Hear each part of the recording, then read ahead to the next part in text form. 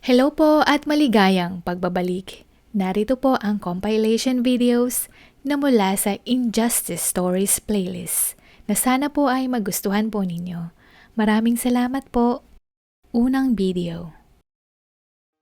Isa sa mga rason kung bakit ako nagpakasal sa asawa ko ay dahil pareho namin na ninanais na magkaroon ng isang malaking pamilya. Ako ang nag-iisang anak at lagi akong naiinggit sa mga kaibigan ko na umuuwi ng kanilang bahay para makipaglaro sa kanilang mga kapatid. Siguro, ito ang naging dahilan kung bakit naging libangan ko na ang mangolekta ng laruang manika. Punong-puno ng manika ang aking kwarto at napakarami ng aking koleksyon. Minsan ay kinakausap ko ang aking mga manika na para bang totoo kong kaibigan. At kahit papaano ay naiibsan ang kalungkutan na nararamdaman ko. Nag-iisang anak lang din ang asawa ko at gusto din niya ang saya at gulo ng isang malaking pamilya. Ayon sa kwento niya, Pasko at kaarawan ang mga paborito niyang panahon sapagkat doon lang siya nagkakaroon ng pagkakataon na makita at makasama niya ng matagal ang kanyang mga pinsan. Ipinakilala niya ako sa kanyang magulang. Magalang nitong tinanong kung hindi ba kami nagmamadali sa pagpapakasal. Sinabi ko na ako ay 25 taong gulang at ang asawa ko naman ay 28 taong gulang. At sa palagay namin ay eto na ang tamang panahon. Bukod doon, nais din namin na magkaanak na sa lalong madaling panahon. Kaya nais na namin magpakasal kaagad. Baka sa mukha ng kanyang magulang ang pag-aalala, siguro ay dahil 8 buwan pa lang kaming magkasintahan ng anak niya. Naiintindihan ko ang kanyang pag-aalala at sinabi kong magtatrabaho akong mabuti. Isa pa, namatay na ang kanyang tatay ilang taon na ang nakakalipas. Kaya iminungkahi ko na kapag kinasal kami, ay titira kami sa bahay ng kanyang mga magulang nang sa gayon ay may makakasama ang kanyang nanay. Sinabi ko na sa ganong paraan ay may mag-aasikaso sa kanilang bahay at may mag-aalaga sa aking biyanang babae. Iginiit ang kagustuhan ng aking asawa na magpakasal kaya pinilit niyang kumbinsihin ang kanyang nanay at ayon, ikinasal din kami. Hindi na ako makapaghintay na bumuo ng pamilya kasama siya. Ilang araw ang nakalipas matapos ang aming kasal, may isang babae na bahagyang mas bata sa akin ang bumisita sa bahay at hinahanap ang aking biyanang babae. Binati siya ng buong galak ng aking biyanan at inutusan niya ako na maghain ng tanghalian para sa kanila. Hindi ko siya kilala pero dahil masayang-masaya siyang nakita ng aking biyanan, ay naisip ko na baka napaka-importanteng tao niya. Nagluto ako ng pasta at sabay-sabay kaming nagtanghalian. Ipinakilala siya sa akin ng aking biyanan bilang nakababatang kaibigan ng aking asawa. Mukha naman siyang mabait, kaya masaya akong sumali sa kanilang kwentuhan at naging maganda naman ang aming usapan. Matapos naming kumain, pumunta ang aking biyanan sa kusina para magtimpla ng kape para sa amin. Specialty niya ang kape. Minsan ay sinabi niya na mas masarap daw ang kanyang kape kung ikukumpara sa ibang brand ng kape. Sa totoo lang ay sumasang-ayon ako at totoong napakasarap ng kanyang kape. Gustong-gusto ko yung kape niya na maraming gatas at asukal at ginagawa lang niya iyon para sa akin. Nang matapos na kami sa pagkakape, ay umuwi na agad yung babae. Kinagabihan ay sinabi ko sa asawa ko ang tungkol sa pagbisita ng babae. At napansin ko na medyo nainis siya pero wala naman siyang sinabing kahit ano. Kaya hindi ko na lang ito pinansin. Isang beses sa isang linggo kung bumisita ang babae sa bahay namin. At madalas silang umalis ng biyanan ko para mag-shopping at kumain sa mga restaurants nang silang dalawa lang. Halata mo na malapit silang dalawa kaya ipinagpalagay ko na lamang na ito ay marahil matagal na silang magkakilala. Bukod sa konting inggit na nararamdaman ko dahil mas mabait at mas nakakasama ng biyenan ko ang babaeng iyon, ay masaya naman ang aking buhay may asawa. Mas naging mabuti ang naging trato ng aking asawa kung ikukumpara noong mga panahong magkasintahan pa lamang kami. Naging mas malambing at maasikaso siya sa akin. Kaya lang, mayroon kaming isang inaalala. Mahigit 6 na buwan na ang lumipas, ngunit hindi pa rin ako nabubuntis. Lumipas muli ang 2 buwan, at bagamat hindi nagrereklamo ang aking asawa, palagi akong pinag-iinitan ng aking biyenang babae dahil dito. Sa tuwing kumakain kami, paborito niyang pag-usapan ay ang pagbubuntis. Diba? Sinabi mo dati na kaya gusto mong magpakasal kayo agad ng anak ko dahil gusto mong magkaanak agad? Anong nangyari, iha? Bakit hanggang ngayon hindi ka pa nabubuntis? Sabi ng biyenan kong babae. Habang tumatagal ay palala ng palala ang mga sinasabi niya tungkol sa akin at hindi ko na maiwasan na hindi masaktan dito. Hindi ka pa din buntis? Hindi kaya may problema na sa'yo? Siguro dismayado na ang anak ko dahil dito. Sinabi ng biyenan kong babae at saka umirap sa akin. Sinasabi naman ng asawa ko sa nanay niya na hindi yun totoo at dagdag pa doon ay sinasabi din niya na huwag itong makialam sa pribado naming buhay mag-asawa. Pero sa kabila ng lahat ay hindi pa din nagpatinag ang aking biyenan. Lalo lang nagpalala ang aking biyenan na naging dahilan ng pag-aaway namin mag-asawa. Gusto ng asawa ko na ipagsawalang bahala na lamang ang mga sinasabi ng nanay niya.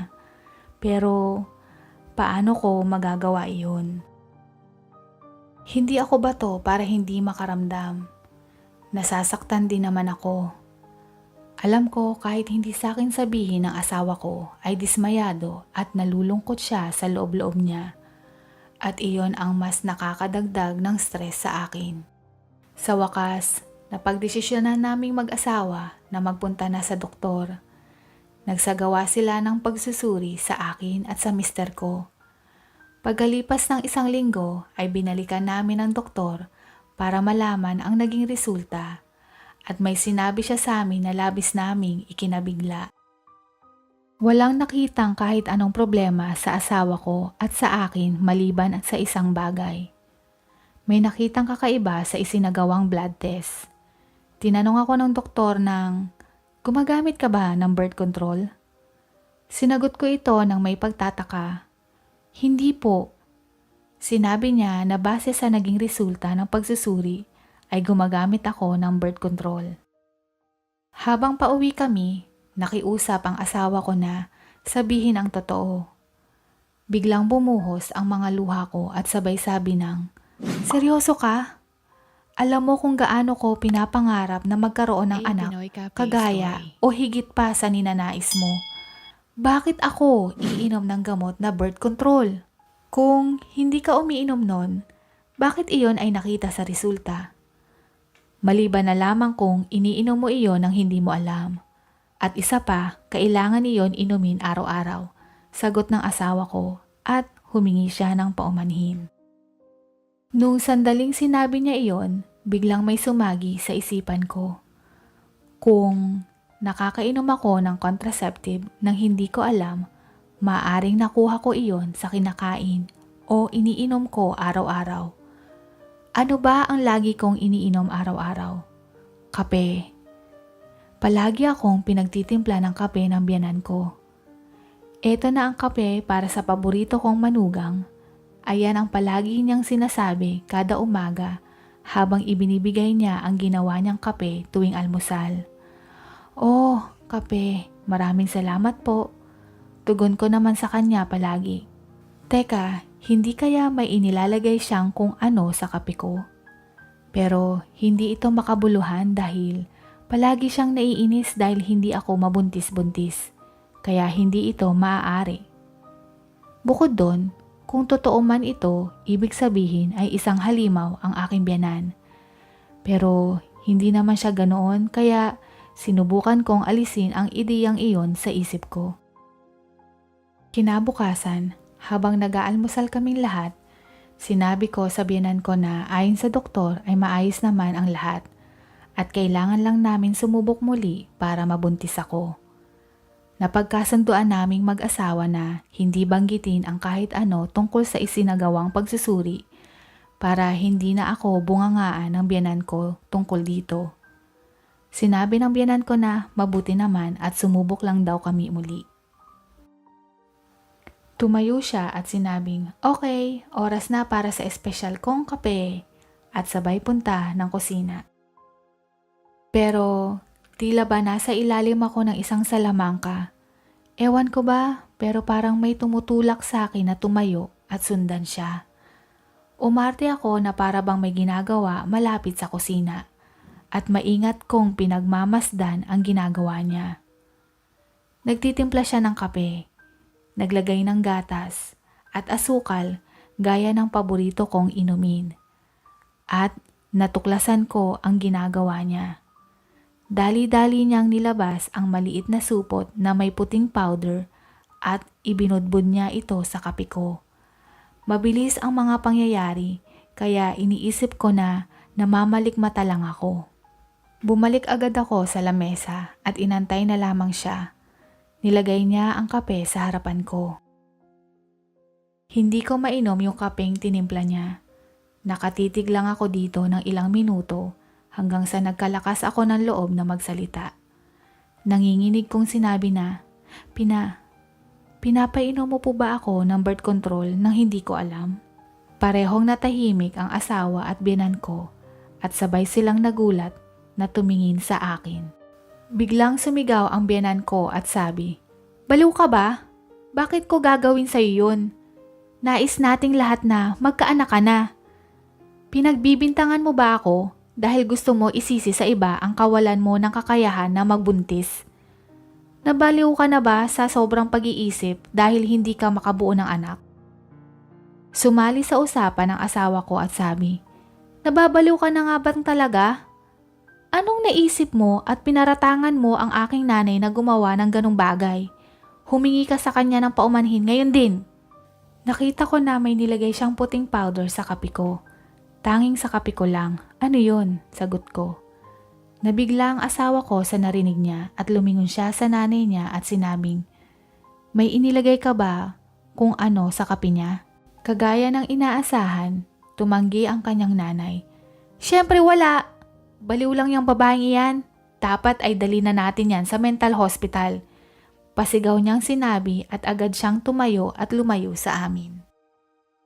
Hindi na ako nakapagtimpi kaya sumigaw ako ng, "Magsasabi ka ng totoo o dadalhin ko itong kape na to sa pulis at aking ipapasuri kung anong laman nito."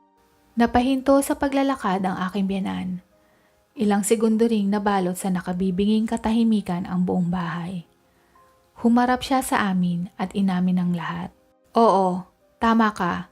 Ginawa ko nga iyon. Pero mabuti na lang na ginawa ko iyon dahil hindi ka nababagay dito. Kailanman ay hindi nangyari iyon. Hindi ka dapat pinakasalan ng anak ko. Lumayas ka sa pamamahay ko ngayon din." Matapos siyang sumigaw ay agad siyang tumakbo papasok ng kanyang kwarto.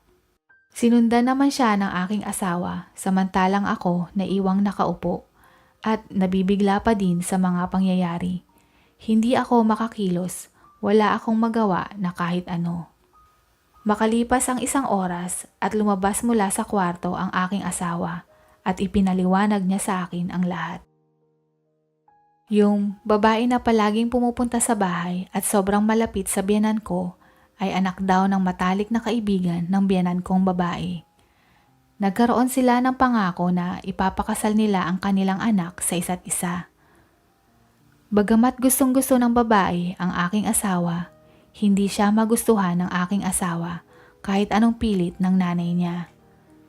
Kaya nung mismong araw na ipinakilala niya ako bilang kanyang mapapangasawa, nagalit ng husto ang kanyang nanay at tinangka nitong paghiwalayin kaming dalawa. Hindi sinabi ng asawa ko sa akin ang tungkol dito dati dahil ayaw niya na malaman kong ayaw sa akin ng nanay niya at gusto niya na maging maganda ang relasyon ko sa nanay niya. Kalaunan ay wala ding nagawa ang nanay niya at pumayag na lang na magpakasal kaming dalawa. Kaya lang may plano pala siyang bigyan ako ng birth control nang sa ganon ay hindi ako mabuntis ng kanyang anak. Naisip niya na alinman sa amin ng asawa ko ay magkakaproblema at hindi magtatagal ay mauuwi kami sa hiwalayan dahil sa hindi kami magkaanak. At kung tuluyan na kaming maghiwalay ng anak niya, ay magkakaroon na ng pagkakataon na makasama ng anak niya yung babae. Agad kaming nag-impake ng aming mga gamit at tuluyan nang umalis sa bahay ng biyenan ko. Tumuloy muna kami sa bahay ng mga magulang ko. Sinabi namin sa kanila ang buong pangyayari at labis na nagalit ang aking mga magulang na tila nais nilang sugurin ang aking biyenan. Sa kabutihang palad ay nagawa ko itong pigilan. Sa ngayon, nakatira na kami sa sarili naming munting bahay. Simula nung umalis kami sa bahay ng biyenan ko ay hindi pa namin siya nakakausap o nakikita man lang. Tinawagan siya ng aking asawa at sinabing hindi na niya ito itinuturing na ina. Laking pasasalamat namin dahil ngayong araw na to natupad ang pinapangarap naming mag-asawa. Buntis ako at siguro ito ang dahilan kung bakit naalala ko na naman ang mga nakakabaliw na pangyayari noong bago ako mabuntis. Hanggang ngayon, hindi ko pa din mawari ang mga nangyari. Hindi ko alam kung ano ang mangyayari sa amin at sa biyenan ko balang araw. Ang tanging alam ko lang ay sa wakas, magiging isa na akong ina. Pangalawang video. Lumaki ako sa isang pangkaraniwang pamilya bilang isang pangkaraniwang bata. Hindi ako kagandahan at hindi din naman ako pangit, katamtaman lang. Hindi din ako ganon katalino, pero hindi naman ako bobo. Katamtaman lang. Lahat ng tungkol sa akin ay katamtaman lang. At tila ba, nagsasawa na ako na parating ganto. Gusto kong makatakas sa buhay na katamtaman lang. Gusto ko nang higit pa dito. Kahit paborito mo ang sinigang, hindi mo na ito muling gugustuhin kainin matapos mo itong ulamin ng buong isang linggo. Sa wakas ay nakayanan ko. Salamat sa pagsisipag kong magkaroon ng mataas na grado noong kolehiyo. Halos ng mga kaklase ko ay nagsasaya, namamasyal, at ang iba ay umiinom sa mga party.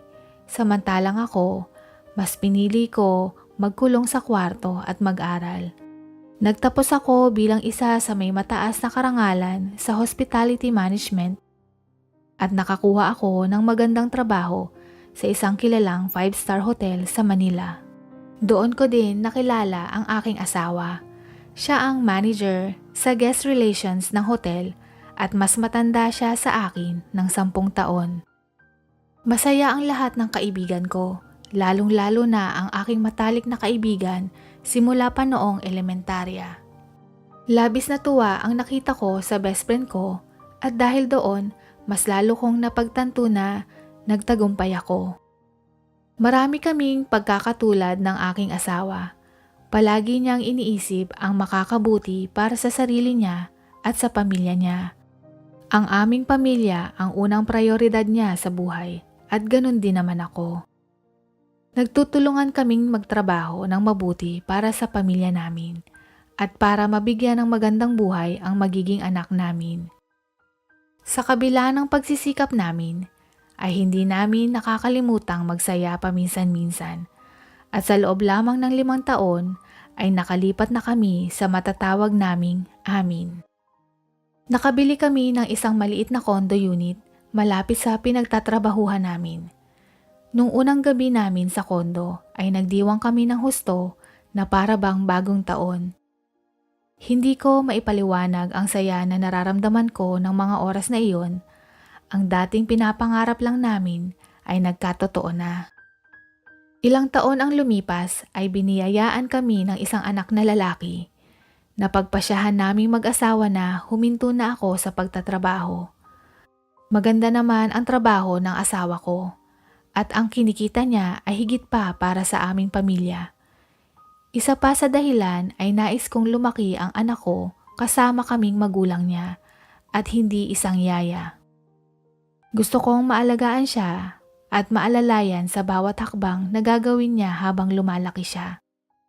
Nais naming mag-asawa na mabigyan ng mga magagandang bagay ang aming anak na hindi namin naranasan magkaroon noong bata pa kami. Kaya ayon, lahat ng gamit ng anak ko branded mula sa mga damit, sapatos, laruan at maging ang car seat niya. Bili dito, bili doon. Lahat ng kailangan niya, binibili namin kahit gaano pa yan kamahal. Minsan nga, natatakot akong bilangin lahat ng nagastos namin, pero naisip ko na walang halaga ang makakatumbas sa tuwang nararamdaman ng anak ko. Tuwing nakikita ko siyang masaya, ay mas lalo akong nasisiyahan. Gusto kong ibahagi sa aking mga kaibigan kung gaano ako kasaya ngayon, kaya palagi akong nagpo-post ng mga pictures naming pamilya sa social media. Mga kuha tuwing lalabas kami ng mall para mamasyal, kakain sa restaurant, o maging sa mga bansa na pinupuntahan namin tuwing bakasyon. Madami akong natatanggap na magagandang komento mula sa kanila at karamihan dito ay galing sa best friend ko. Napakasaya ko at labis akong nagpapasalamat sa Panginoon sa lahat ng biyaya na natanggap ko. Noong nagdiwang ng 1 taong kaarawan ang aking anak, ang best friend ko naman ay buntis sa kanyang panganay at malapit ng manganak. Sobrang excited ako noong mga oras na iyon at nagkita kami para kumain. Nagkwentuhan kami at napag-usapan namin kung anong bala ko sa mga nagamit na damit, laruan at mga gamit ng baby ko. Sa totoo lang ay labis kong iningatan ang mga iyon at itinabi pa ang ilan dito sa mga vacuum pack bags. Iniayos ko ito para ibigay sa magiging anak ng nakababata kong kapatid na babae. Nagbabalak na kasi siyang magpakasal at dahil maayos at mukhang bago pa ang mga gamit ng anak ko, ay naisip ko itong ibigay sa nakababata kong kapatid.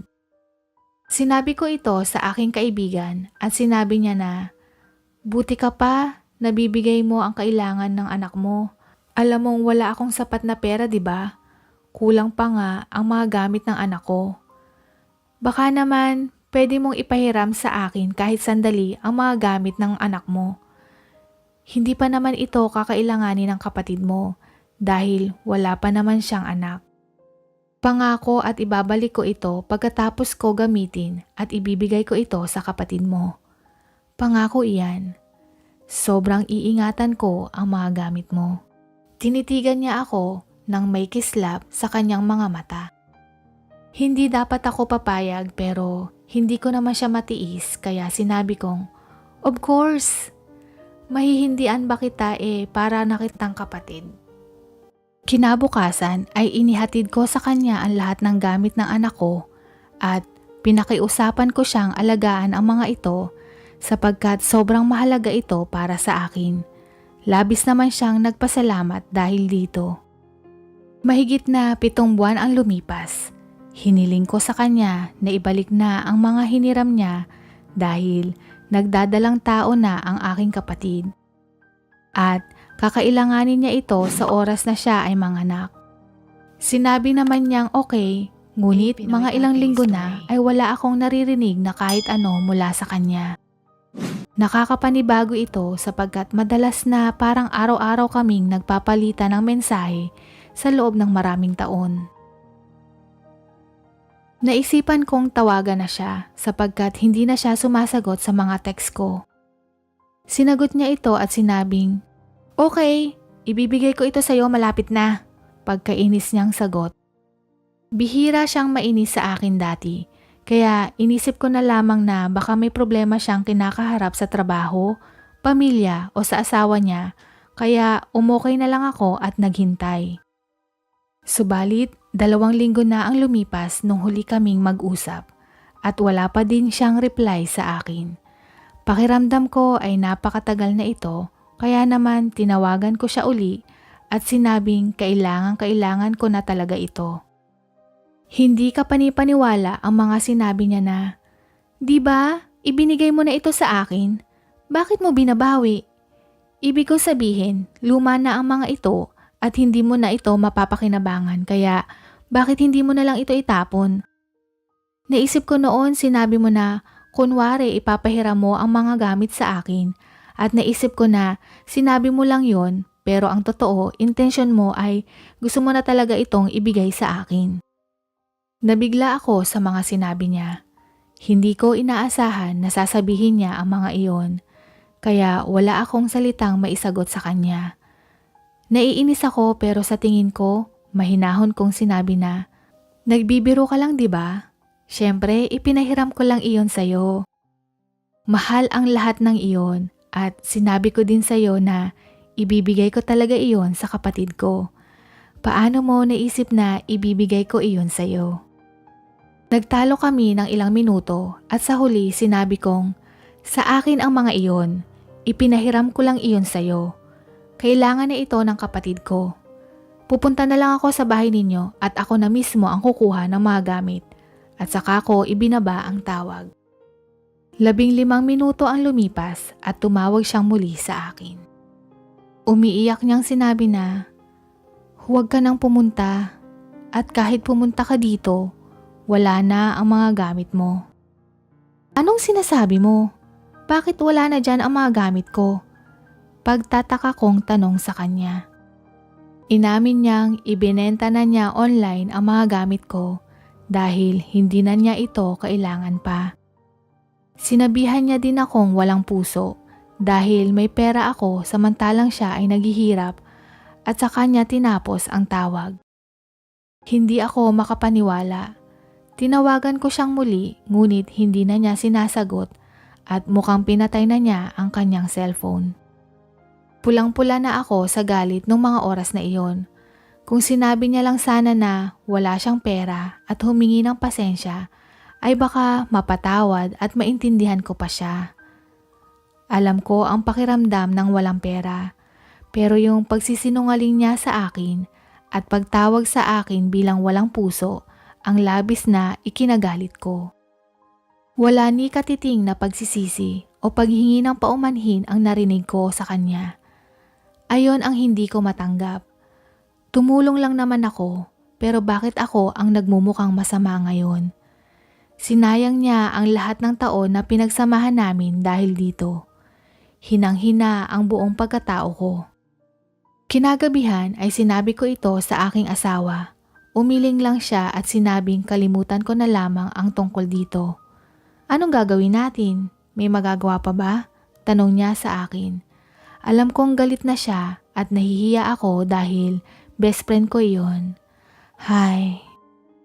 Hindi ako makatulog ng mga oras na iyon, kaya naisipan kong mag-login sa social media at tingnan ang kanyang account.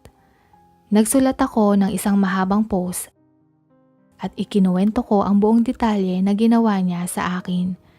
Nagpadala din ako ng mensahe sa mga kaibigan namin at sa mga nakakakilala sa kanya.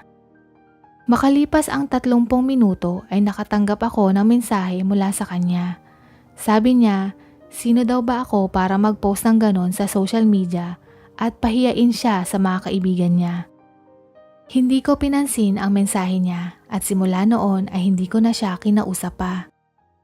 Nag-message sa akin ang ilan sa mga kaibigan namin at sinabing hindi rin maganda ang relasyon nila sa dati kong best friend dahil halos parehas din ang kanilang naranasan sa kanya dati. Nagulat kami dahil halos lahat kami ay nagawa niyang lokohin. Kung magpapatuloy siya sa ginagawa niya ay mawawalan siya ng kaibigan at tatanda siyang mag-isa sa buhay. Sabi nga ng nakakatanda, ang tiwala ay parang isang salamin. Kapag nabasag, kahit anong pilit mong buuin ay hindi mo na ito maibabalik pa sa dati.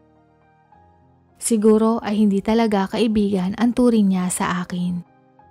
Matamis ang naging paghihiganti ko, pero nananatili pa din sa puso ko ang pait at lungkot ng pagkawala ng isang taong kilala ko ng higit pa sa 20 taon. Dito na po nagtatapos at sana po ay nagustuhan po ninyo ang mga kwentong ito. Hanggang sa muli, paalam at God bless po!